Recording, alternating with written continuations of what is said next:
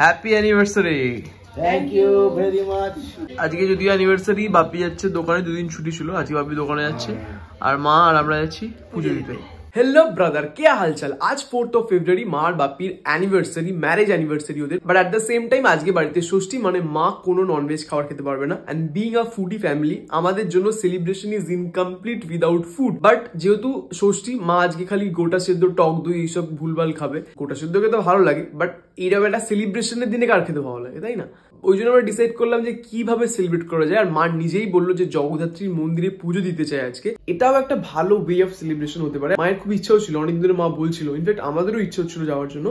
So আজকে আমরা ওখানেই যাচ্ছি। জগদ্ধাত্রী মন্দিরটা আমাদের মশার থেকে একটু এগিয়ে, মায়তা পুকুর বলে একটা জায়গা আছে, ওখানে আছে। খুব জাগ্রত মন্দির, আমি একবার গেছি আগে, মা অনেকবার গেছে, মা দাদার বিয়ের আগে একবার গেছিল।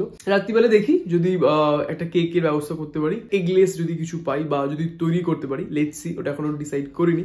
বাট আপাতত 10টার মতো বাজে, বাপিরা বেরোবে, বাপিরা বেরোলে আমরা চলে যাব বাজারে, বাজার থেকে টোটো ধরে পুজো দিতে যাবো। আর একটা জিনিস আমরা প্ল্যান করেছি, অ্যানিভার্সারি ডেটটা আমরা সেলিব্রেট করতে পারলাম না, আমরা একটা কাজ করতে পারি, যেরকম রিসেপশন হয় বিয়ের পরের দিন, তারপরের দিন একটা হয় বিয়ের পরে, তো ওটা আমরা করবো। পরশু দিনকে ইচ্ছা আছে একটা সেলিব্রেশন করার, কিছুই সেলিব্রেশন না, মানে একটু খাবার দাবার আর কি ওদের জন্য প্রিপেয়ার করার। কিন্তু ততক্ষণে আমরা কলকাতায় চলে যাব, ওই জন্য আজকে একটা এখানেই সবাই মিলে কেক কাটবো। লেটস সি কিরম দিনটা কাটে, আমরা ট্রাই করবো যাতে ওদের খুব ভালো লাগে। আর পুরো ভিডিওটা দেখো, তোমাদের নিশ্চয়ই খুব ভালো লাগবে। প্লিজ ভিডিওটাতে লাইক করে দিও ফার্স্টেই, কমেন্ট করে জানিও যে তোমাদের কিরম লাগছে। অ্যান্ড ইয়া সাবস্ক্রাইব করে নাও যদি সাবস্ক্রাইব করে না থাকো তো। অ্যান্ড ইয়া চলো। সো ফাইনালি জগদ্ধাত্রী মন্দির আমরা এসে গেছি। এটা হচ্ছে মন্দিরটা, মেন রোডের একদম পাশেই। মন্দিরের এন্ট্রিটা হচ্ছে এই জায়গাটা, এখান দিয়ে ঢুকতে হয় মন্দিরটায়, তারপরে মেন মন্দির। আগে মন্দিরটা কিন্তু এত বড় ছিল না, আস্তে আস্তে দেখছি বেশ বড় করছে মন্দিরটা।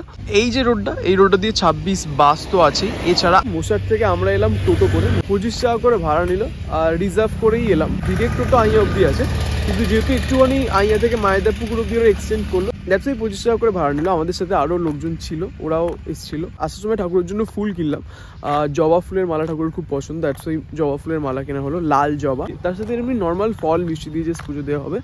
এটা হচ্ছে এন্ট্রিটা। মন্দিরে ঢোকার আগেই চোখে পড়লো একটা ছোট্ট বোর্ডে লেখা আছে, জুতো মোজা খুলিয়া মন্দিরে প্রবেশ করুন। সেই মতো আমরাও এখানেই জুতো মোজা খুলে হাত ধুয়ে মন্দিরে ঢুকলাম। মা জগদ্ধাত্রীর মন্দির হলেও শিব শম্ভু, মা কালী, ব্রহ্মাদেব, রাধাকৃষ্ণেরও ছোট ছোট মন্দির চারিপাশে ছিল। মাঝখানে একটা চাতাল, যেখানে সবাই বসে মায়ের প্রার্থনা করে, আর চাতালের ওই পাশে সিংহের ওপরে বসে স্বয়ং মা জগদ্ধাত্রী। কথায় আছে, মায়ের কাছে যদি তুমি মন থেকে কিছু চাও, তাহলে মা তোমার মনস্কামনা ডেফিনেটলি পূরণ করবে। শুধু আমরা না, চন্দননগর, ডানলপ, দূর দূর থেকে ভক্তরা এসেছে মায়ের দর্শন পাবার জন্য। আসার সময় ধূপ আর বাতিটা নিতে একদম ভুলে গেছি, তাই এবার অফিস থেকে 3 জনের জন্য ধূপবাতি কিনে ঠাকুরের কাছে প্রার্থনা করলাম। পুজোর পর সবাইকে ঠাকুরের ফল মিষ্টি দেওয়া হলো। সকাল থেকে কিছু খাওয়া হয়নি, তার উপরে প্রায় 12টা মতো বেজেও গেছিল। ঠাকুরের প্রসাদ খেয়ে ভীষণ তৃপ্তি পেলাম। এখানে নিয়ম, মায়ের প্রসাদ হলেও মন্দিরের মধ্যে খাওয়া যাবে না, তাই এবার 3 জনে বাইরে এলাম প্রসাদ খাওয়ার জন্য। এই সময় মন্দিরের পাশে চোখে পড়লো একটা হল, যেখানে লেখা আছে এখানে অন্নভোগের কুপন পাওয়া যায়। আগে কখনো মায়ের ভোগ খাওয়া হয়নি, তাই 3 জনের জন্য 3টে কুপন কেটে নিলাম। একটা নাগাদ প্রথমে মাকে ভোগ দেওয়া হলো, আর তারপর সেটা প্রসাদ হিসেবে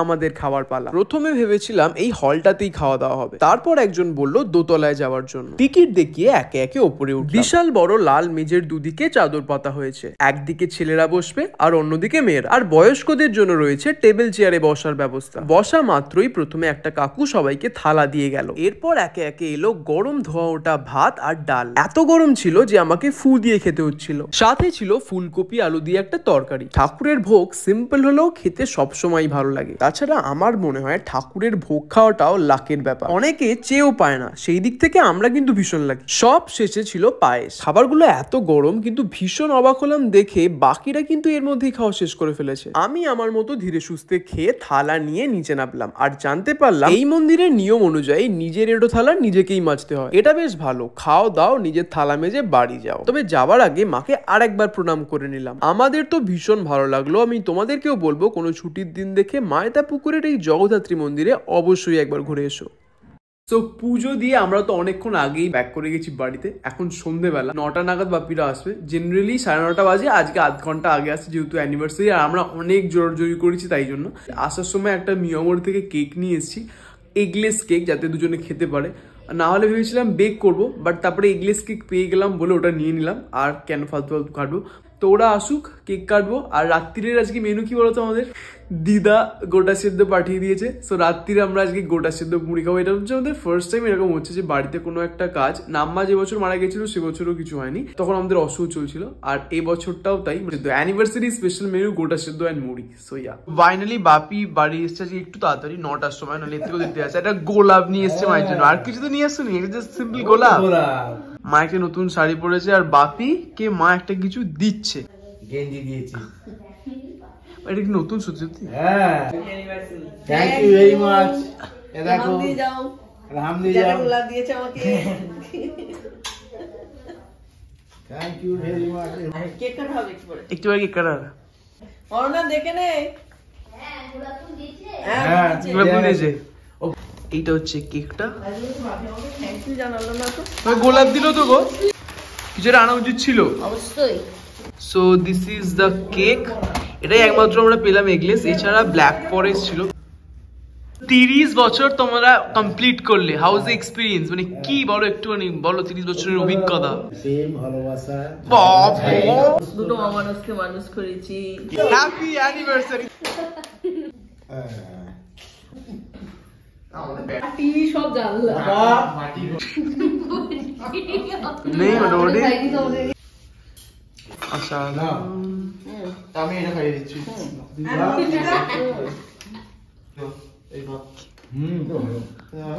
কেকটা ভালো? দেখি মানে পুরোটাই চকলেট নাকি অন্য কিছু আছে? এটা সেই মনে হচ্ছে সেই নিয়ে ওর থেকে নিস কিসের বল? থ্যাংক ইউ বলতে কেকটা ভালো? অ্যানিভার্সারি হলো, কিন্তু এবার ডিনারের জন্য কি আছে সেটা ইম্পর্টেন্ট। এই তো বাবা তোর ওরকম চামেলির মতো ঝুলবে, টং টং করবে। তুই মায়ের মুখে একটু ঘষে দাও ক্রিমটা। With this I am ending this video here. যেহেতু জগদ্ধাত্রীর মন্দিরে সবাই পুরো পিন ড্রপ সাইলেন্স মেনটেন করছিল, ওখানে কথা বলা একদমই পসিবল ছিল না। দ্যাটস ওয়াই পুরো ভিডিওটাই ম্যাক্সিমাম ভয়েস ওভার গেছে। আর লাস্ট পার্টটা আমি ট্রাই করলাম আমরা যা করেছি এই ভিডিওটিতে রাখতে। ভিডিওটা যদি পুরোটা দেখো, যদি তোমাদের ভালো লাগে কিছু, দেন প্লিজ ভিডিওটাতে লাইক করে দিও, চ্যানেলটা সাবস্ক্রাইব করে দিও, আর কমেন্টে জানিও যে তোমাদের কিরকম লাগলো। আর অবশ্যই কমেন্টে হ্যাপি অ্যানিভার্সারি মা বাবাকে উইশ করো। আজকের মতো গল্প এখানেই শেষ। So tata.